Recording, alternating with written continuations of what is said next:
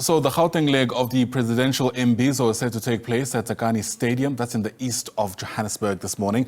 The gathering, which will be led by President Cyril Ramaphosa, includes various cabinet ministers and provincial leaders who listen to the grievances of Gauteng residents in an effort to improve service delivery, amongst other challenges. The focus, this will focus, on direct dialogue with local communities. Watching developments is our reporter, Samkele Maseko, who joins us now live. And this is not a first of its kind, this kind of gathering, Samkele. I wonder how optimistic residents there are that it'll lead to material change in their lives. And the residents of Ekurhuleni have come out here in Tsakane and the greater Gauteng areas to this Imbizo of President Cyril Ramaphosa for them to voice their grievances, particularly when it comes to issues of water in these areas of Ekurhuleni, where you've seen a number of protests being sporadic in these areas due to lack of water provision and electricity issues, which have largely affected this particular municipality. Refuse collection has also become a problem. Service delivery has taken a downward spiral within this specific municipality. But I'm going to bring in the Court Minister, Hlabisa. Minister, just the essence of some of the issues that have plagued these areas of Ekurhuleni, particularly water issues and electricity issues. What are some of the main thrust issues that you are seeking to address within this specific municipality? Thank you very much, Samkele, and greetings to viewers of SABC and the listeners. This is a very special moment for the people of Ekurhuleni, people of Gauteng here in Tsakane, the government, the first community, which is a community engagement under Imbizo, where the government in its full force, the president, the ministers, the premier, the executive mayor of Ekurhuleni will all descend into this stadium to engage the community.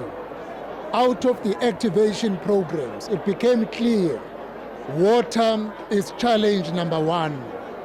We did have a meeting yesterday with the Rand Water Board, and they explained that the issue is low pressure, which affects the constant circulation of water.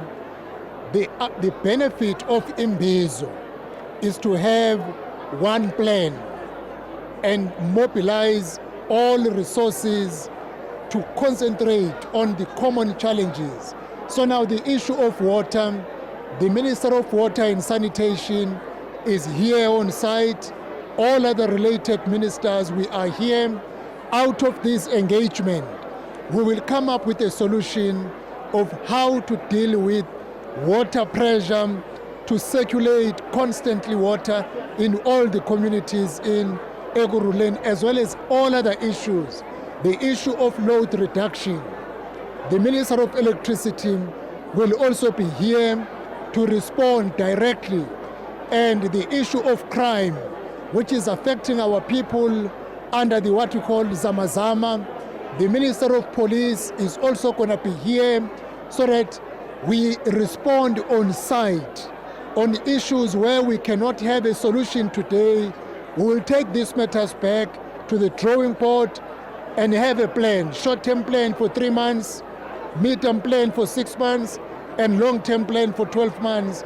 We are determined as the government of national unity to engage with our people face to face under the banner of Imbizo and come up with solutions.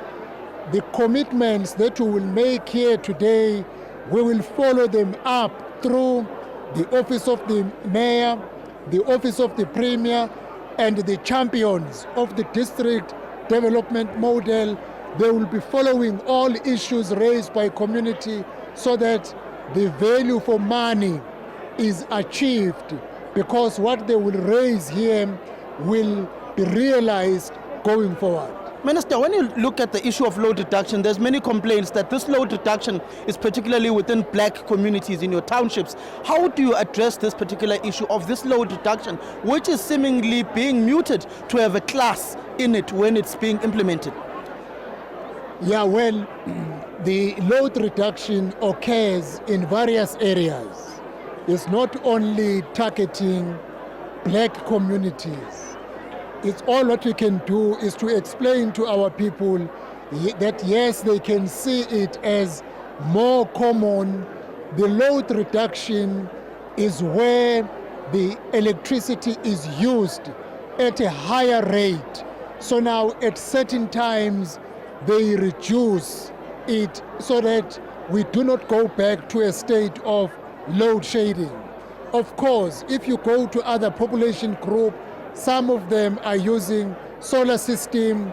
So now the amount of electricity they consume is not as similar as in other communities where there is no other alternative except ESCO. Minister, on the issues particularly pertaining, we had a meeting in eThekwini with the revitalization team within that particular municipality. How is that going, particularly as we are implementing the district development model across the municipalities in the country? It was a very fruitful meeting that we held in Durban. As you know, Samkele, eThekwini has been a tourism destination. People from Gauteng, their destination when they want to take a tour is Durban.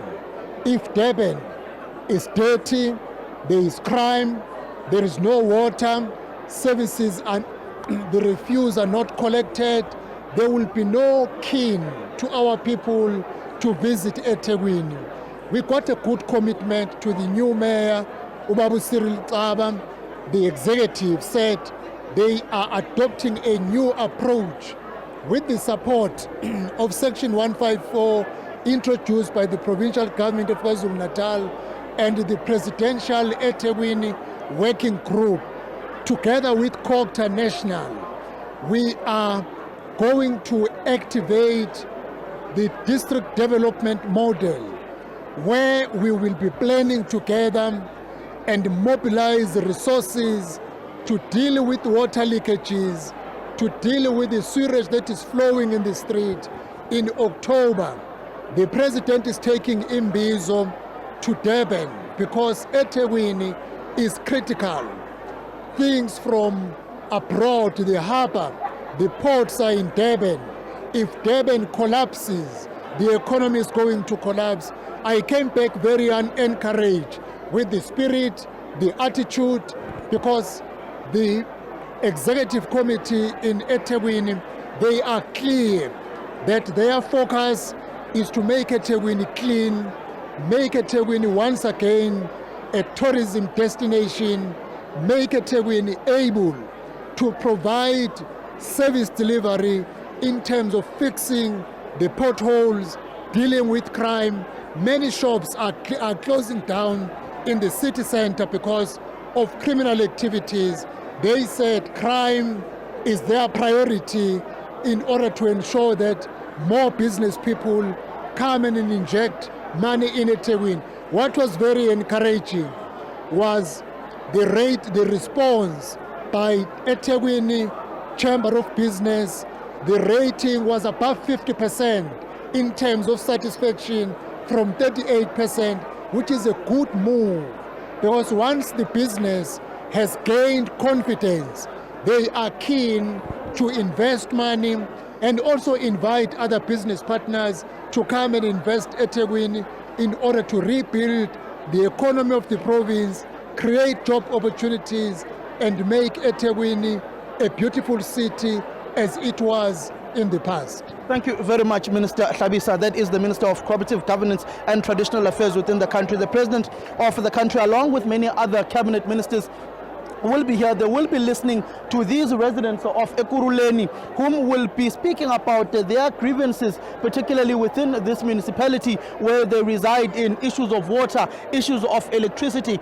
They did have a meeting with Rand Water, as the Minister of Cooperative Governance and Traditional Affairs, Hlabisa, has said, to say that there is infrastructure backlogs that need to be sorted out, particularly within this municipality. Similar issues like with the interview we had with the executive Mayor of Johannesburg, Dada Murero, yesterday, who spoke about infrastructure issues within the city of Johannesburg. There's issues pertaining to roads within this particular municipality. There's issues pertaining to housing as well in this specific municipality of Ekurhuleni, which has seen some political and governance instability, particularly after the constitution of these coalition arrangements, Ayanda.